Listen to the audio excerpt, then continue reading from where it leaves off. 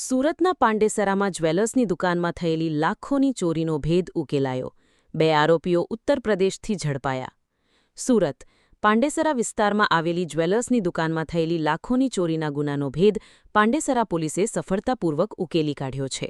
પોલીસે ઉત્તર પ્રદેશમાંથી 2 આરોપીઓને ઝડપી પાડી તેમની પાસેથી સોના ચાંદીના દાગીના સહિત કુલ ₹5.83 લાખનો મુદ્દામાલ જપ્ત કર્યો છે. પોલીસના જણાવ્યા અનુસાર આરોપીઓએ 27 જૂનની રાત્રે જ્વેલર્સની દુકાનના પતરા તોડીને અંદર પ્રવેશ કર્યો હતો અને અંદાજે ₹7.62 લાખના સોના ચાંદીના દાગીના તેમજ રોકડની ચોરી કરી ફરાર થઈ ગયા હતા. ઘટના બાદ પાંડેસરા પોલીસે વિવિધ ટીમો બનાવી ટેકનિકલ સર્વેલન્સ, સીસીટીવી ફૂટેજ અને બાતમીદારોની મદદથી તપાસ હાથ ધરી હતી.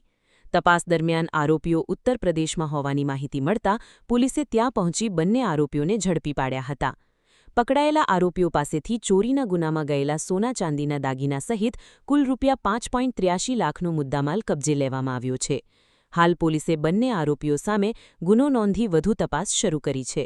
પોલીસે ચોરીના બાકીના મુદ્દામાલની પુનઃપ્રાપ્તિ તેમજ ગુનામાં અન્ય કોઈની સંડોવણી છે કે નહીં તે દિશામાં પણ તપાસ હાથ ધરી છે.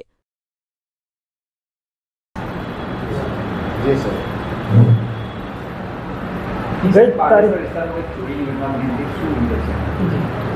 તારીખ 28/6/2026ના રોજ તેરેનામ રોડ પર કૃષ્ણા જ્વેલર્સ નામની દુકાન હતી, જેમાં એક ગરફોડ થઈ હતી, જેમાં સોના ચાંદીના દાગીના તથા ₹20,000 રોકડા ચોરી થયેલ હતા.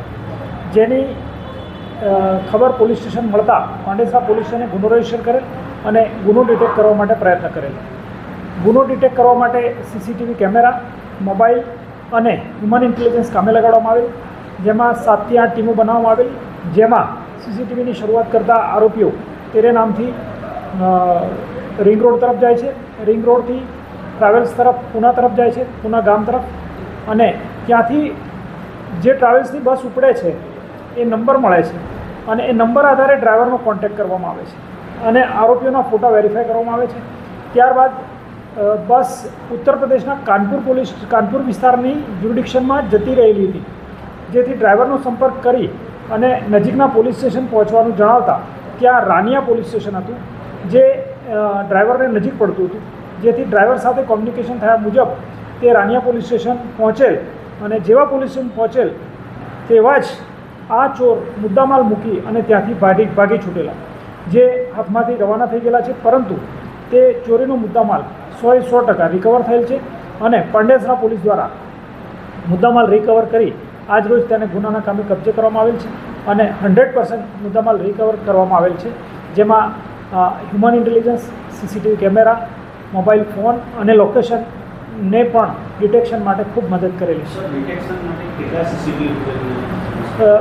કુલ સીસીટીવી ફૂટેજ લગભગ 250થી ઉપર જેવા થાય છે અને જેમાં 8 થી 9 ટીમ હતી, જેમાં સીસીટીવી કેમેરા પણ જોવામાં આવ્યા છે અને સીસીટીવી કેમેરાથી જ્યારે એ લોકોએ 3 થી 4 જગ્યાઓ રિપ્લેસ કરી છે, ત્યાં પણ હ્યુમન ઇન્ટેલિજન્સ દ્વારા ઇનપુટ ગેધરિંગ કરી અને મૂળ સુધી આપણે પહોંચ્યા હતા અને પાંડેસરા પોલીસે ખૂબ પ્રશંસનીય કામગીરી કરેલી છે.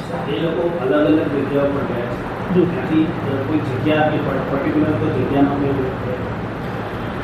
કોઈ રૂમ નહીં, તેઓ મૂળ સીસીટીવી ફૂટેજના આધારે આપણે કહી શકીએ, આરોપી તો જો આપણી પાસે છે નહીં એટલે એક્ઝેક્ટ કહી શકતા નથી, પણ સીસીટીવી ફૂટેજના આધારે આપણે એવું કહી શકીએ છીએ કે તેઓ ડાયમંડ નગરમાં 1 કલાક હોલ્ડ થયા છે, એવું પ્રાથમિક રીતે સીસીટીવી ફૂટેજ પરથી અંદાજ આવે છે.